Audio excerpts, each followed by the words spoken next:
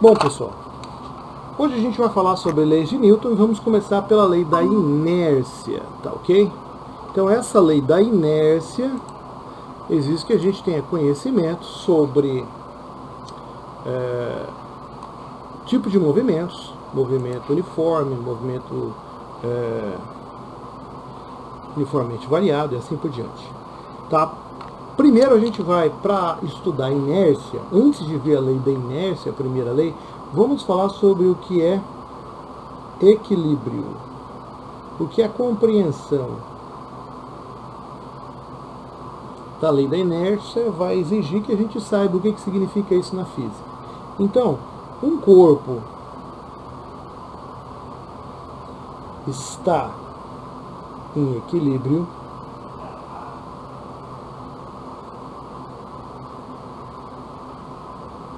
quando a soma das forças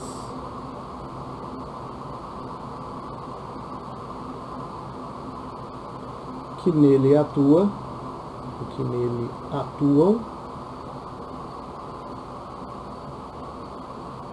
é zero. Entre parênteses, força resultante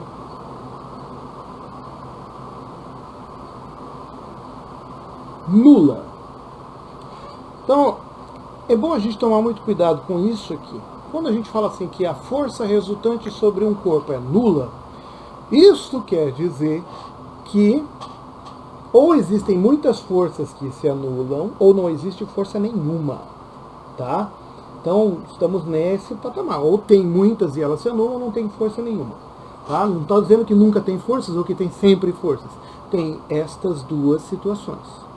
E quando a gente fala isso, equilíbrio, existem dois tipos de equilíbrio, né? Então vamos escrever isso aqui, ó, que é importante, tá? Existem dois tipos de equilíbrio,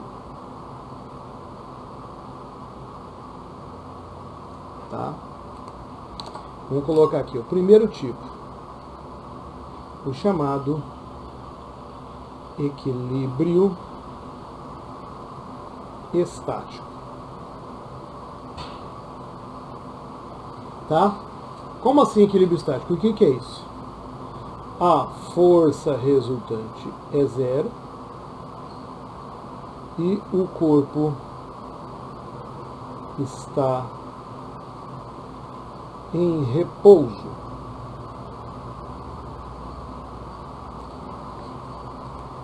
Então, em relação a algum referencial, ele está parado. Então, as forças se anulam, é equilíbrio, mas ele está parado, por isso chama equilíbrio estático, tá? E existe um outro tipo de equilíbrio, vamos colocar aqui, segundo, equilíbrio dinâmico ou cinético, é a mesma coisa, tá? Aonde a força resultante é igual a zero, tá? E o corpo está em, vamos pôr a sigla que a gente tanto trabalhou no primeiro bimestre, né, e segundo, MRU. O que é MRU mesmo? Essa é a pergunta, né? O que é esse MRU mesmo? Então vamos fazer o seguinte. Lembrando que MRU quer dizer movimento retilíneo em linha reta uniforme. Lembra? Velocidade constante. Tá. Então existe o equilíbrio estático quando a força resultante é zero e o corpo está em repouso. Por isso estático. E equilíbrio dinâmico, quando a força resultante é zero e o corpo está em movimento retilíneo uniforme, velocidade constante. As forças se anulam, ou não tem força ou elas se anulam, e está em movimento retilíneo uniforme, velocidade constante em linha reta. Esse é o segundo tipo de equilíbrio definido. Por que a gente está falando sobre isso? Bom, porque a primeira lei de Newton tem um nome. Lei da inércia.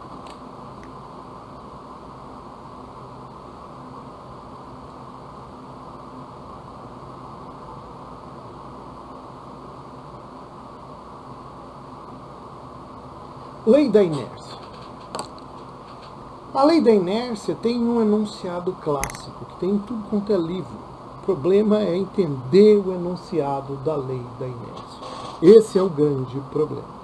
Então, nós vamos colocar ele aqui para você, o enunciado clássico. Olha, é bem curtinho. Todo corpo tende ou tem a tendência a permanecer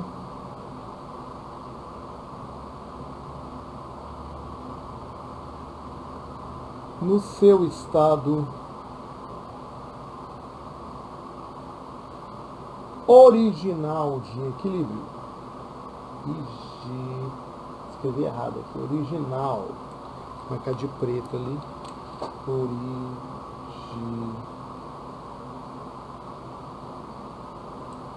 Original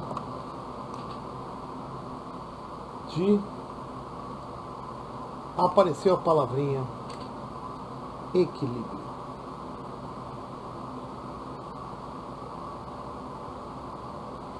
Todo corpo tende a permanecer no seu estado original de equilíbrio. Bom, então eu preciso saber o que é equilíbrio. Eu preciso saber que além de representar força resultante zero, tem dois tipos de equilíbrio. Equilíbrio parado, quando a força é zero ele está parado, equilíbrio em movimento, quando a força é zero ele está em movimento retilíneo uniforme. Então isso quer dizer o seguinte, a segunda lei de Newton, se eu fosse, vamos assim, pormenorizá-la, explicar com detalhes, essa segunda lei de Newton exige que eu saiba o que é equilíbrio. Então um corpo que está parado, equilíbrio estático, tem a tendência de ficar parado. Grande novidade isso, né? Todo mundo sabe disso. Mas o genial não está aqui. Lembre-se que essas leis têm 350 anos, né? São 250 anos. Então o que vai acontecer? Nós temos o equilíbrio dinâmico. Aqui é que a coisa fica interessante. Lá por 1700 e pouco, o Newton fala assim, sabe? Quando um corpo estiver parado, a tendência é continuar parado. Mas quando esse corpo estiver em movimento, sozinho ele não para. Alguém tem que parar ele. Se ninguém parar ele, ele vai andar indefinidamente em linha reta, em movimento retilíneo uniforme, ou seja, com velocidade constante. E aí você vai ver o seguinte, né? Por isso que a gente fala, inércia. Um corpo parado tem a tendência de continuar parado. Um corpo em movimento tem a tendência de manter o seu movimento em linha reta com velocidade constante. Assim a gente entende melhor. Cinto de segurança. Olha, lembre-se, inércia não é força, é uma propriedade da matéria. Tá? Cinto de segurança tinha uma propaganda quando ele se tornou obrigatório, né? Porque por incrível que pareça antes não era. Então, falava assim na TV, o cinto de segurança evita acidentes, porque quando há uma colisão, o corpo é jogado fora do carro, arrebenta o para-brisa, e aí ele vai sofrer mais lesões até, e não adianta o carro ter airbag se você não está preso a ele, certo? Então usava essa expressão de que num acidente o corpo era arremessado para fora do carro. Mentira. Não existe uma força que te cospe para fora do carro, não é isso. Tá? A história é um pouquinho diferente. É o seguinte, o carro, quando o carro bate, né? Falei, minha televisão foi violenta que até mexi com a câmera aqui. Quando o carro bate, quando tem um muro e ele bate, o carro é um corpo. Você pode estar dentro do carro, mas você é outro corpo, principalmente se você não tiver com cinto de segurança.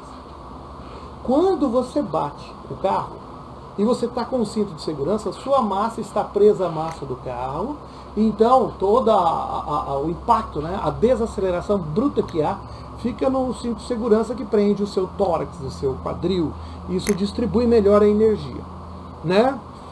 Aí tem o airbag, tem uma série de outros dispositivos que vieram para tentar diminuir este impacto. Mas o que interessa para você é o seguinte: se você não está com cinto de segurança, portanto está fora da lei, quando o carro bate, você, vamos supor que o carro bateu a 100 km por hora, você está a 100 km por hora. Porque tudo que está dentro do carro está com a mesma velocidade que o carro. Só que, como você não tem cinto de segurança, quem parou foi o carro. O carro parou, mas o corpo motorista, ele não parou, ele não está preso ao carro. Então, o carro parou e por tendência natural, por inércia desse corpo, ele mantém a sua velocidade de 100 km por hora. Por isso ele colide contra o para-brisa do carro a 100 km por hora, porque ele não foi freado. O carro foi freado pelo muro, pelo sei lá o que você bateu. Você entendeu? Então o motorista segue o seu movimento por causa da lei da inércia. Quando se faz uma curva muito brusca, você fala assim, puxa, foi jogado para o lado. Não, você andou em linha reta e o carro fez a curva. Era óbvio que você ia bater na porta do carro, ou sei lá, para o outro lado, dependendo do lado que é essa curva. Certo? Quando você está andando, vamos falar de outro crime, né? As pessoas que jogam lixo pela janela do carro. Né? O cara está segurando lá um objeto, sei lá, uma régua, por descuido, um cubo. Né? Não vamos falar latinha, não que eu... Aí você está lá com a mão para fora do carro. Você pôs a mão para fora. E você solta o cubo. Ele não vai cair aqui. Além de cair, porque a gravidade atua, ele sai em linha reta na última posição que você encostou no tubo. No cubo. Então o carro fez a curva e o cubo segue em linha reta por causa da lei da inércia. Tanto ele progride, porque é a tendência natural do corpo, quanto ele cai, porque aí é a aceleração da gravidade. Você entendeu? Então a inércia é um princípio, é uma propriedade da matéria que foi muito bem estudada. Tá? Então, assim como acontece quando a gente é acelerado. Você vai ver, por exemplo, vamos pegar um caso excepcional. Vamos pegar o caso dos astronautas que vão à órbita. Um foguete, para ir à órbita, ali na linha do Equador, ele precisa atingir uma velocidade próxima de 11.000 km por hora. Então ele sai do zero e acelera. Então, o banco, né, o suporte onde eles estão presos, os astronautas, faz uma força imensa sobre o corpo do astronauta, que por inércia tem a tendência de ficar parado, então ele é comprimido, né?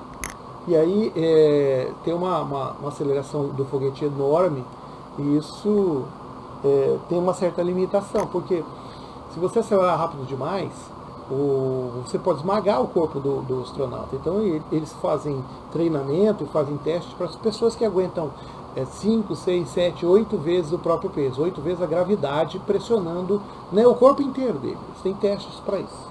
Né? Então, daí entra a inércia, né? Justamente, estava parado, entrou em movimento, é uma compressão do corpo. Né?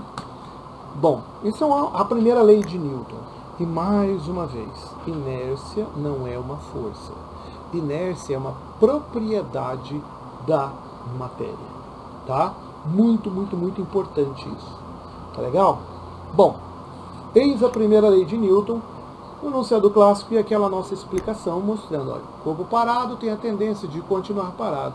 E o corpo em movimento, a tendência natural dele é manter-se em movimento, em equilíbrio dinâmico, ou seja, em linha reta com velocidade constante. Tá? A segunda lei de Newton, esta também muito importante, ó. Segunda lei de Newton. Olha, a segunda lei de Newton, ela também é conhecida como princípio fundamental da dinâmica.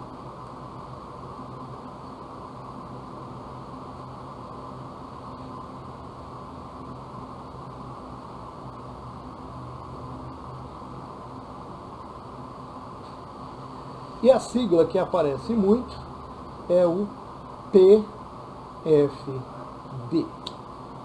Princípio fundamental da dinâmica, PFD, ou segunda lei de Newton, que é a formulazinha que a gente mais usa, tá? Ó, você tem um corpo, esse corpo tem uma massa, peguei um bloquinho que eu vou empurrar, e eu aplicarei sobre esse bloquinho uma força. O Newton propôs uma regra. Mas aí é que a gente tem que interpretar isso. O Newton não falou que a força é igual a massa vezes a aceleração. O Newton falou assim: se você quiser achar a força resultante que atua sobre um sistema, que pode ser um corpo ou vários, basta você pegar a massa total desse sistema, que podem ter 2 blocos, 3 blocos, 10 blocos, é a massa total deste sistema vezes a aceleração. O Newton falou isso, tá? Então veja, aqui, vamos marcar isso aqui. O Newton não falou que a força é igual a massa vezes a aceleração. Por quê? Porque podem haver muitas forças, podem haver várias massas sob uma mesma aceleração. E aí eu não vou calcular cada força com essa forma, eu vou calcular a resultante final. Por isso aqui chama força resultante, tá? Eu prefiro chamar assim, resultante das forças.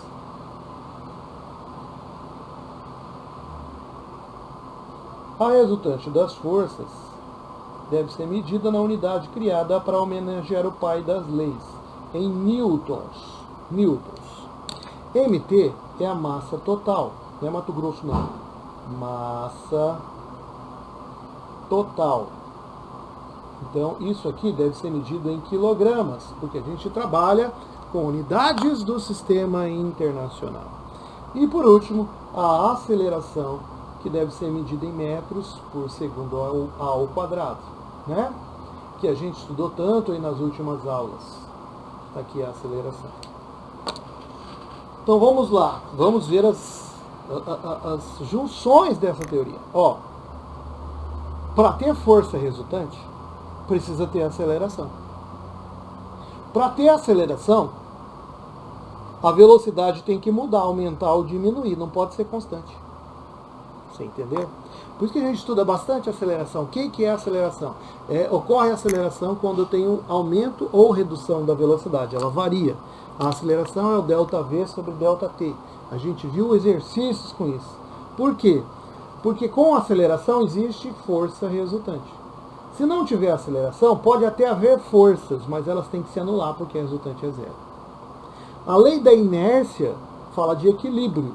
Equilíbrio quer dizer que força resultante é igual a zero. Não tem aceleração, a velocidade é constante. A primeira lei é uma coisa. A segunda lei fala de aceleração. Fala que eu tenho uma fórmula que calcula a resultante das forças se eu tiver a massa e a aceleração do sistema. E o sistema pode ter um bloco, 2, 3, 10, 20 corpos. O sistema vai ter uma aceleração e aí você calculará a força resultante em newtons. Mas olha as unidades. E aí você vai entender um detalhe que volta e meia aparece nos exercícios. Peso é força, massa é força. Massa não é, peso é. Vamos mostrar isso aqui, ó.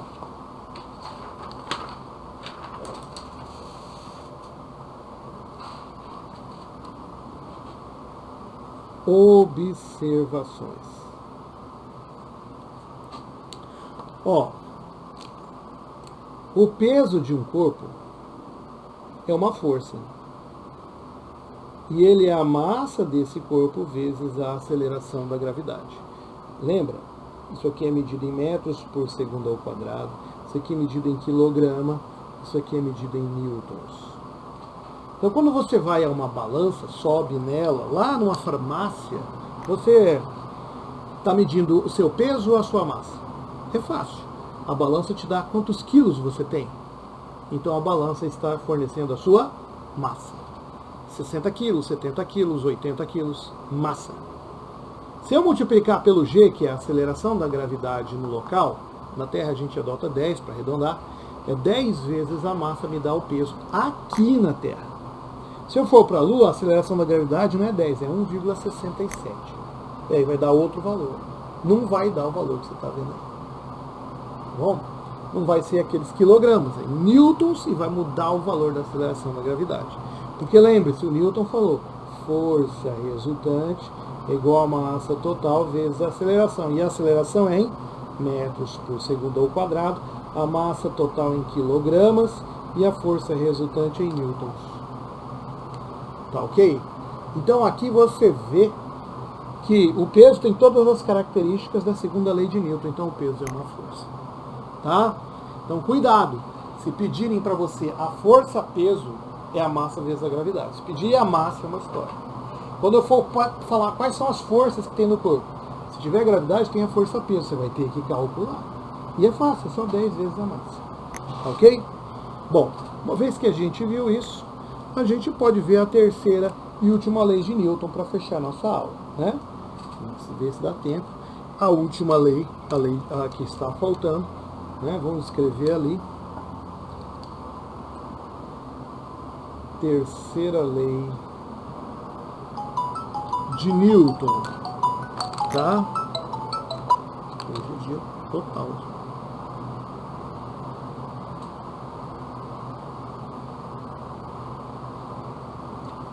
Bom, a terceira lei de Newton tem um nome chamado lei da ação e reação.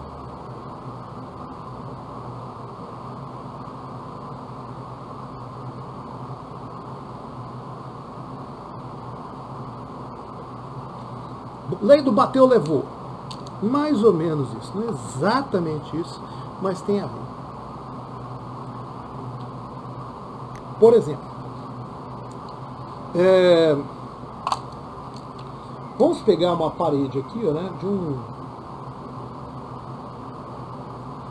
lutador de boxe brasileiro, sem nenhum incentivo, coitado. E ele, não tendo um saco de areia para treinar os seus golpes, ele treina na parede mesmo. Tá? Então ele está batendo na parede. E ele aplica uma força de ação na parede. Vamos até dar um número. 100 newtons foi o golpe dele. Né? E aí, toda a ação tem uma reação. Então, ele bateu, vai ter um retorno. Aqui, ó. Está aqui a força de reação. Tá? Inclusive, ação e reação têm o mesmo valor, são idênticas em módulo. O valor, a intensidade delas é igual. E a gente vai enunciar a lei, né?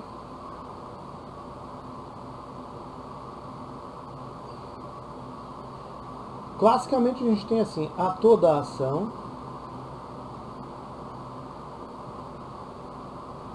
corresponde, ou corresponderá, né,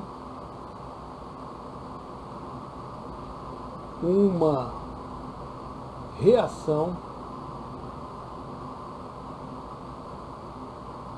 de, e aí vamos deixar bem claro, ó, mesma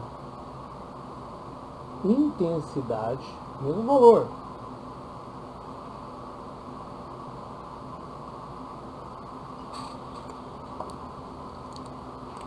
mesma direção.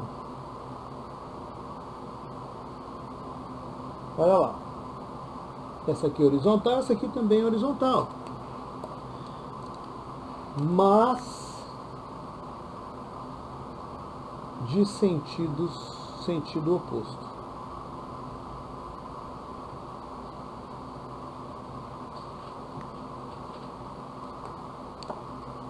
Bom, então eu tenho 100 newtons para frente, 100 newtons para trás. Você fala assim, pô, professor, mas então se eu tenho mais 100 para frente, eu tenho menos 100 para trás, somando dá zero. Você não pode somar. Não, mas por quê? Porque você bateu na parede, a parede sofreu ação. E aí a reação é a parede batendo na mão. Embora os dois estejam juntos, um corpo é a parede e o outro corpo é a mão. Um recebeu a ação e o outro recebeu a reação. São corpos diferentes. Não dá para você somar ou subtrair forças que são aplicadas em lugares diferentes. Você entendeu? Então, por isso a gente sempre coloca essa observação. Tá? Vou colocar aqui para você, ó. Observação. Ação e reação bem grande aqui, ó. Nunca se anulam. Nunca. Não tem exceção. Nunca se anulam, pois são aplicadas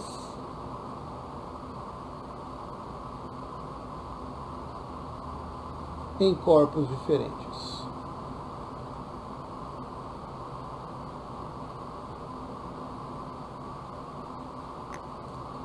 Tá? Nunca se anula. Tá? Tá aí o motivo, tá aqui a terceira lei de Newton. Tá? Bom, as três leis a gente colocou elas, né, nessa aula para a gente entender como é que funciona. Alguns exercícios você resolve só interpretando a terceira lei e a primeira. São exercícios só de alternativas. Já tem exercícios, numa outra situação, que usa a segunda lei e você tem que calcular. Certo? Essa aula vai estar no YouTube. A gente vai colocar o link lá para você.